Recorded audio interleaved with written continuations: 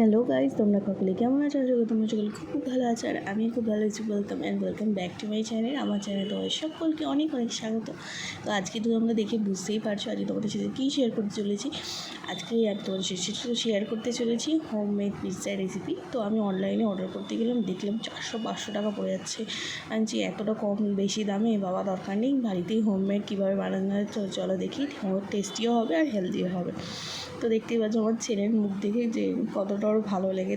তো যাই হোক, তো প্রথমে আমি এখানে ইস্ট অ্যাক্টিভেট করার জন্য রেখে দিয়েছি। কিছুই না, একটুখানি গরম জলে 2 চামচ ইস্ট, 2 কাপ ময়দার জন্য 2 চামচ ইস্ট এখানে দিয়েছি, আর 2 চামচ এখানে চিনি নিয়েছি।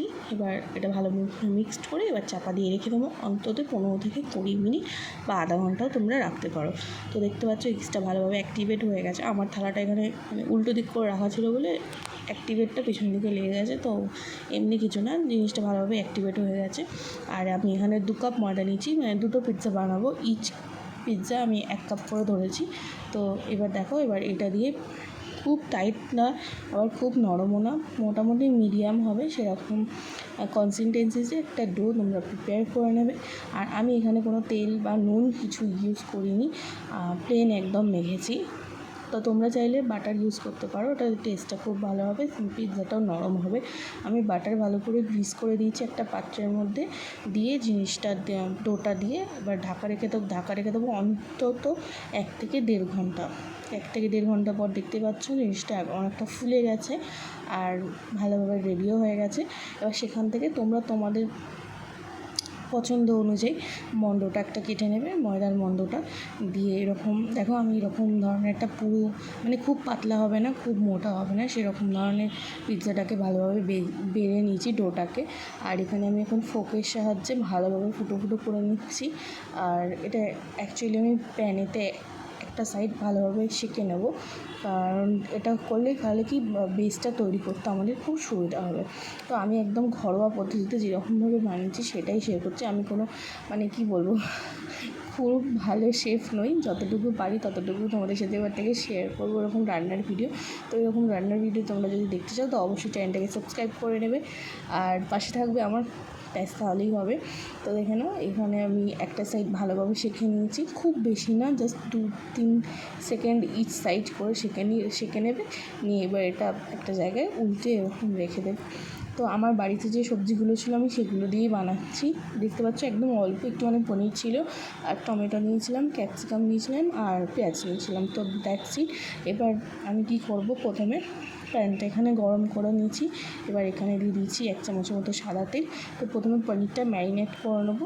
তো কিছুই না, একটু নুন, একটু হলুদ আর অল্প করে ম্যাগি মশলার যে পাউচগুলোর যে মশলাটা থাকে, তো সেইটা আমার কাছে ছিল, তো সেটাই এখানে আমি দিয়ে দিচ্ছি। তো এটার না টেস্টটা ভালো লাগবে, আর পনিরে তো এক্সট্রা করে আলাদা করে মিক্সড করতে লাগবে না। তোমরা যদি আদা রসুনের পেস্ট এখানে ইউজ করতে চাও তো করতে পারো, আমি ম্যাগি মশলা দিচ্ছি ওটাতেই যথেষ্ট আমার মনে হয়েছে। তো এবার ভালো করে এটা আমি মিক্সড করে নেব, আর দিয়ে এবার প্যানে অল্প করে পনিরটা ছড়িয়ে দিয়ে ভালোভাবে কিছুক্ষণের জন্য সতে করে নেবো। খুব বেশি সতে করবো না, কারণ বেশি সতে করলে জিনিসটা রাবড়ি হয়ে যাবে। তো আর ওটা আমি তুলে একটা সাইডে রেখে দিয়েছি।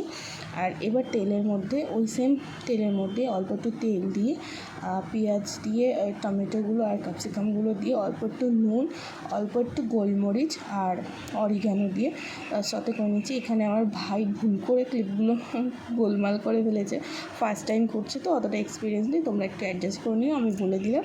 আর ডেসক্রিপশনে পুরো প্রসেসটা আমি লিখে দেবো। আর দেখতে পাচ্ছ অল্প একটু চাট মশলাও দিয়েছিলাম। তো কিছু কিছু ক্লিপ এদিক ওদিক হয়ে আছে, তো যাই হোক একটু অ্যাডজাস্ট করে নেবো। আর অল্প একটু নুন দিয়ে দিয়েছি। এটা আমি সতে করে নিয়েছি যাতে খুব ক্রাঞ্চি ভাবটা ভেজিসের না লাগে, অল্প একটু ভেজিসটা পেকেও যাবে, মানে জিনিসটা কুকও হয়ে যাবে। আর এটা পিৎজাতে খেতে খুব একটা কাঁচা কাঁচা লাগবে না। তো দেখে নাও, এখানে পিৎজার সমস্ত প্রিপারেশান আমি করে নিচ্ছি।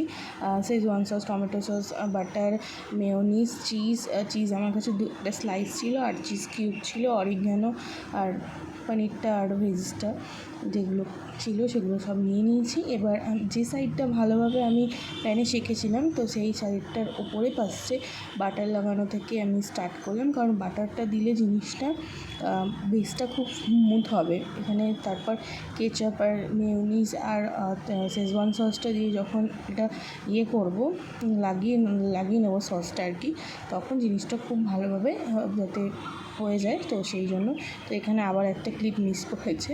তো এর মধ্যে কিছুই না, আমি বলে দিচ্ছি, টমেটো কেচাপ, মেয়োনিজ আর শেজওয়ান তিনটেকে মিক্সড করে চামচ দিয়ে জাস্ট আমি লাগিয়ে নিয়েছি। আর আমার কাছে যে চিজ স্লাইস আর অল্প করে অরিগানো ছড়িয়ে দিয়েছিলাম, আর আমার কাছে যে চিজ স্লাইসটা ছিল সেইটা দিয়ে দিয়েছি। আর এখান থেকে একটা চিজ কিউব আমি ওপর দিয়ে আগে গ্রেট করে নিচ্ছি, কারণ আমরা সবাই চিজ খেতে খুব ভালোবাসি। তো ওই জন্য বাড়িতে পিৎজা হচ্ছে, তো একটুখানি চিজ তো বেশি হবে, কারণ বাড়ির পিৎজা একটুখানি লোডেড তো হয়। তো দেখতে পাচ্ছ এখানে ভালোভাবে চিজটা ভালোভাবে স্প্রেড করে নিয়েছি। তোমরা একটা জায়গায় দুটো চিজও দিতে পারো, খেতে আরও ফ্লেভারফুল হবে। জিনিসটা চিজই ভাবতে হবে। আর আমার কাছে মজ্জারেলা চিজ ছিল না, এটা প্রসেস চিজ। তোমাদের কাছে মজ্জারেলা চিজ থাকলে ওটা ফ্লেভারটা আরও ভালো হয়।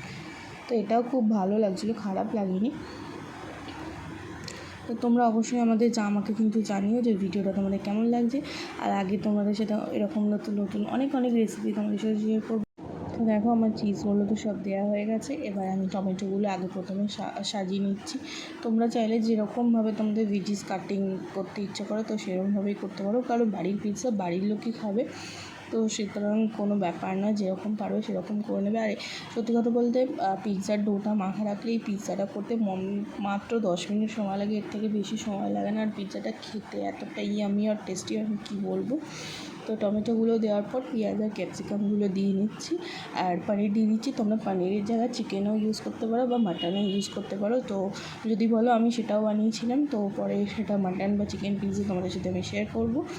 তো দেখতে পাচ্ছি এখানে প্রথমে ভালো করে পনিরগুলো সরিয়ে নিচ্ছি, কারণ কম ছিল পনিরটা, আর একটু বেশি হলে আর একটু ভালো টেস্ট লাগতো খেতে। তবে যাই হোক, যেটা হচ্ছে বাড়ির লোক বলেছে সবাই খুব ভালো হয়েছে।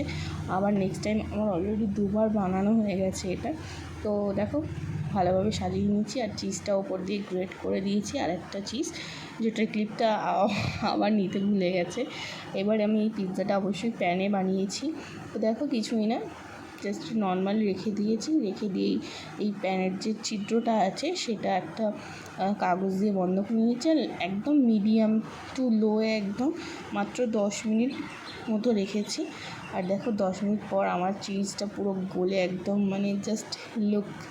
আর ওপর দিয়ে আমি একটা অরিগানো ছড়িয়ে দিয়েছিলাম আগে থাকতে, এত সুন্দর গন্ধ পেয়েছে, যদি বেরোচ্ছে।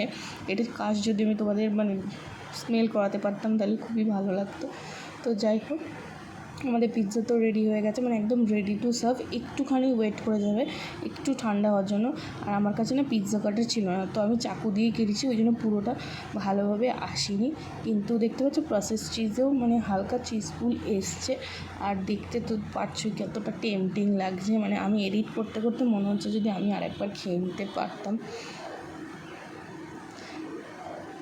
তো এখানে আমার এক্সপ্রেশনটা দেখে বুঝতেই পারছো, এতটা খাটনি করার পর যখন আমার সুস্বাদু কোনো কিছু যদি খাওয়া হয় তাহলে কতটা ভালো লাগে।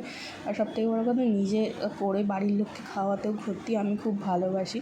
আর আমার ছেলে না আমার মতোই পেটুক হয়েছে, ওর নানান রকম জিনিস ওকেও হেলদিভাবে বানিয়ে দেওয়ার আমি চেষ্টা করি। দেখতে পাচ্ছ এই যে ঘাড় নাড়ছে, আমি জিজ্ঞেস করছি ভালো হয়েছে, বলছে হ্যাঁ। তো যাই হোক, আজকের ভিডিওটা আমি এখানেই শেষ করছি। এরকম নিত্য নতুন রেসিপি দেখার জন্য আমার চ্যানেলটাকে অবশ্যই সাবস্ক্রাইব করে দিও। আর শর্টস তো আছেই, তোমরা শর্টসগুলোও প্লিজ দেখো, লং ভিডিওগুলোও দেখো, আর আমাকে জানিও কেমন হয়েছে না হয়েছে। তো till then tata, bye bye, দেখা হচ্ছে খুব তাড়াতাড়ি আবার একটা নতুন ভিডিওর সাথে। বাই।